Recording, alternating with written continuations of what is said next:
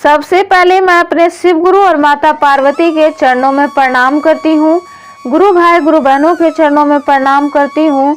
गुरु भाई गुरु बहनों, आज मैं एक ऐसी कथा लेकर आई हूँ जिसे सुनकर यह आपको पता चलेगा कि भगवान भी किसी के दोस्त, किसी के पिता, किसी के रिश्तेदार बन सकते हैं अगर आपका दिल साफ हो, अगर आप चाहें तो इसी आधार पे मैं इस कथा को आपके सामने लेकर आई हूँ। इस कथा को पूरा सुनिएगा। आधा अधूरा सुनने से शिव जी का अपमान होता है। आप लोग आधा ही सुनते हैं, इसलिए आप लोगों से मैं विनती करती हूँ कि कथा को पूरा सुने, स्किप ना करें। रवि नाम का एक लड़का था। वह बहुत ही शिव जी का बड़ा भक्त था। वह प्रतिदिन शिव जी के मंदिर में पूजा करने जाता था, लेकिन वह बहुत ही अकेला था। ना उसका परिवार, ना ही उसके कोई दोस्त बनते थे, क्योंकि वह बहुत ही सीधा स्वभाव का था। क्रूप दिखता भी था, इस वजह से उससे कोई दोस्ती करना भी नहीं चाहते थे। गांव वाले उसका सारा मजाक उड़ाते थे कि कैसा मनहूस है कि ना तो इसका कोई परिवार है और ना ही इसका कोई दोस्त है। लेकिन वह सबको नज़रअंदाज कर देता था और हमेशा मंदिर में जाता और कहता था कि महादेव, मेरी क्या गलती है इसमें कि मेरे घर में मेरे माता पिता नहीं है, मेरे कोई भाई बहन नहीं है, मेरा कोई परिवार ही नहीं है, ना रिश्तेदार है और ना ही कोई दोस्त बनता है, तो इसमें मेरी क्या गलती है। और रही बात मेरी क्रूरता की, ये तो मेरे हाथ का नहीं है महादेव, यह तो आपकी रचना है, तो इसमें मेरा क्या कसूर। कोई मेरा सहारा नहीं है, कोई मुझे अपना दोस्त भी तक नहीं बनाना चाहता है, तो ऐसा जीवन जीने से क्या फ़ायदा है महादेव। या तो मेरे सहारे के लिए अब तो मुझे कोई उम्मीद नहीं है। अब मुझे इस जीवन से मैं तंग आ गया हूँ, इसलिए अब मेरे जीवन को अपने महादेव अब अपने शरण में ले लीजिए। अब मुझे जीने की कोई उम्मीद नहीं है, कोई कुछ नहीं चाहिए। मैं बस आपसे यही विनती करता हूँ, या तो मुझे अपने शरण में ले लीजिए, या तो मुझे एक ऐसा दोस्त प्रदान करिए जो कि हमेशा मेरे दुख सुख में साथ दे। मेरी सुंदरता, मेरी क्रूरता से उसे कोई मतलब ना हो। और फिर वहाँ से वो मंदिर से निकला तो वैसे ही एक सुंदर सा लड़का उसके सामने आकर कहा, भाई मैं बहुत दूर से आया हूँ, क्या तुम मेरी मदद करोगे। रवि कहने लगा कि तुम्हें मुझसे घृणा नहीं आ रही है? तुम कौन हो, कहाँ से आए हो, तुम्हें क्या मेरी मदद चाहिए, बताओ। मुझसे जो बन पाएगा मैं तुम्हारी मदद करने के लिए तैयार हूँ। तब वह सुंदर लड़का कहता है कि मेरा नाम अभिषेक है, मैं बहुत दूर से आया हूँ, मेरा कोई दोस्त नहीं है, तो मैं एक दोस्त ढूंढने निकला था और मैं रास्ता भटक गया, तो क्या तुम मेरे दोस्त बनोगे। तभी रवि कहने लगा, यह भी पूछने की बात है, लेकिन एक बात बताओ, तुम्हें मुझसे घृणा नहीं आ रही कि मैं इतना क्रूप और तुम इतने सुंदर हो। फिर वह सुंदर लड़का कहता है कि मुझे सुंदरता, तुम्हारी क्रूरता से मुझे कोई लेना देना नहीं है, मुझे तुम्हारे स्वभाव से कि तुम्हारा स्वभाव कैसा है। और मैं यहाँ एक दो लोगों से मुझे पता चला है, मुझे कुछ लोगों से चला है कि तुम बहुत अच्छे स्वभाव के हो, इसलिए मैं तुमसे ही पूछने आया था और मैं चाहता हूँ कि मुझे तुमसे मित्रता करनी है।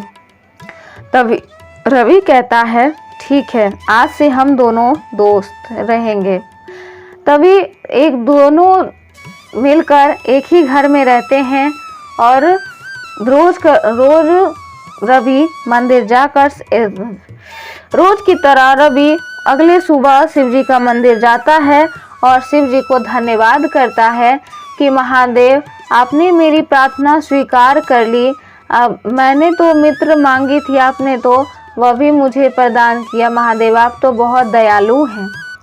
तभी पीछे वह सुंदर लड़का आया और कहने लगा कि दोस्त, गांव में हम लोग साथ में रहेंगे तो ठीक है, लेकिन हम लोगों को कुछ काम भी तो करना होगा, तभी तो हम लोग का जीवन चलेगा।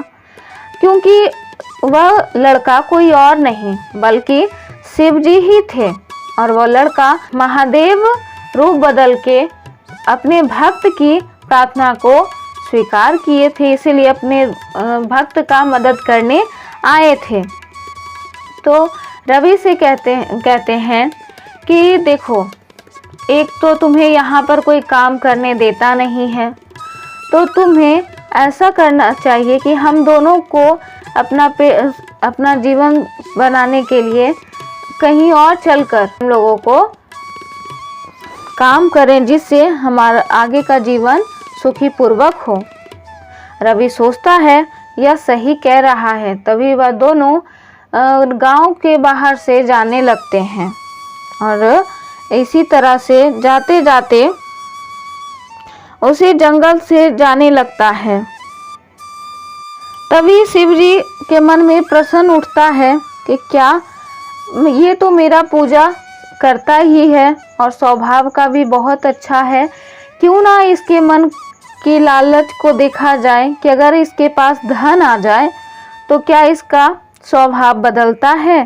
तभी महादेव ने अपनी रचना, उसी जंगल में एक दलदल था जिसमें वह शिव जी जो रूप बदल के लड़का के रूप में गए थे, वह दलदल के अंदर वह जानबूझकर चले गए, और इस चीज़ को रवि नहीं समझ पाया। और फिर और एक तरफ शिव जी ने सोने चांदी का दो घड़े में रख दिया, जिससे यह, और वहाँ पर एक राक्षस था जो कि कहने लगा कि अगर तुम अपना जान बचाना चाहते हो तो सिर्फ एक ही का जान बचेगा, या तो तुम ये धन लेकर चले जाओ और अपने दोस्त को छोड़ जाओ, नहीं तो तुम अपनी बलि दे दो और तुम अपने दोस्त को बचा लो। तभी रवि सोचने लगा कि अगर मैं धन ले जाऊंगा तो मेरा जीवन सुखी पूर्वक हो जाएगा। फिर उसके मन में आता है कि नहीं, इसी दोस्ती के लिए मैं अपने महादेव से प्रार्थना किया था कि मुझे दोस्त चाहिए, और जब मुझे दोस्ती मिली है तो मैं इसे ठुकरा नहीं सकता। तभी राक्षस से कहता है, देखो, तुम मुझे मार दो लेकिन मेरे दोस्त को छोड़ दो, मैं अपनी बलि देने के लिए तैयार हूँ। वह शिव जी वह लड़का के रूप में जो थे वो दलदल के बाहर आते हैं और वहीं पर रवि को दर्शन दे देते हैं, और उसी समय राक्षस भी महादेव को देखकर वहाँ से चला जाता है, क्योंकि वह तो राक्षस शिव जी के कहने से ही आया था। वह तो सिर्फ उनका देखना चाहते थे कि रवि का धन आ जाने के बाद उसका स्वभाव बदल पाता है या नहीं। लेकिन शिव जी के परीक्षा में रवि सफल हुआ। तभी महादेव को देखकर रवि हाथ जोड़कर रोने लगा और कहा, महादेव, इतने दिनों से आप मेरे साथ थे और मैं आपको पहचान न सका, आप मेरे मित्र बने, इससे मेरी जीवन तो सफल हो गई कि आप मेरे मित्र बने और मैं आपका मित्र बना, इसके अलावा और मुझे कुछ नहीं चाहिए। तभी महादेव कहते हैं कि तुम भी मेरी परीक्षा में सफल हो गए। यह सब मैं देखना चाहता था कि मैं जानता था कि तुम मेरे बहुत परम भक्त हो, लेकिन और दूसरों को मदद भी करते हो। लेकिन कहते हैं कि गरीब लोगों का दिल बड़ा होता है, लेकिन धन आने के बाद उनका स्वभाव बदल जाता है। तो यही मैं देखना चाहता था कि धन होने के बाद तुम्हारा स्वभाव बदलता है या नहीं, धन से पहले दोस्ती बड़ी है या धन को तुम रखते हो। लेकिन तुम मेरी परीक्षा में सफल हो गए। और यह फिर महादेव कहते हैं कि यह सोना चांदी का जो घड़ा है यह तुम अपने पास रखो। और तभी महादेव रवि को भी एक सुंदर रूप में खड़ा कर देते हैं, क्योंकि रवि को दूसरे जन्म में और फिर महादेव ने यह भी बताया कि इसकी क्रूरता का तुम्हारा अगले जन्म का ही कारण था कि तुम इस जन्म में क्रूप हो, क्योंकि अगले जन्म में तुम बहुत ही सुंदर लड़का थे और जो कुरूप लोग तुम्हें दिखते थे उसका तुम बहुत ही मजाक उड़ाते थे। इसी कारण से उस जन्म का जो तुम्हारा कर्म था वो इस जन्म में आकर तुम्हें मिला, लेकिन आज वह तुम्हारा पूरा हो गया। इसलिए मैं तुम्हें वरदान देता हूँ कि तुम तभी शिव जी उसे एक रूप से एक सुंदर रूप में धारण दे देते हैं और फिर वहाँ से अंतर ध्यान हो जाते हैं। तभी रवि व घड़ा दोनों लेकर फिर अपने गांव चला जाता है और वहीं पर रहकर अपना व्यापार चालू करता है और हमेशा की तरह वह शिव जी का प्रतिदिन अपने मित्र की तरह महादेव का पूजा भी करता है। मित्र की तरह हर रोज सुख दुख की बातें वह हमेशा करता रहता था।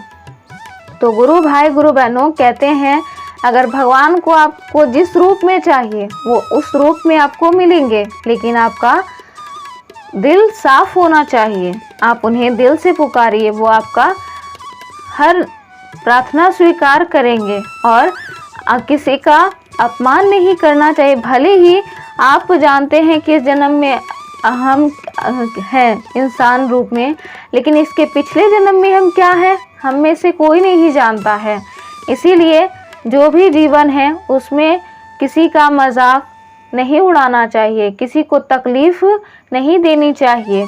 क्या पता इस जन्म में अगर नहीं भुगते तो अगले जन्म भी आपको भुगतना पड़ता है। तो गुरु भाई गुरु बहनों, अगर मेरी वीडियो अच्छी लगी हो तो मेरी वीडियो को लाइक करें, शेयर करें और अगर मेरे चैनल पर नए हैं तो मेरे चैनल को जल्दी से सब्सक्राइब कर लें और कमेंट में हर हर महादेव ज़रूर लिखें। और वीडियो में अगर बोलते समय मुझसे गलती हो जाए तो मैं क्षमा चाहती हूँ। हर हर महादेव, घर घर महादेव।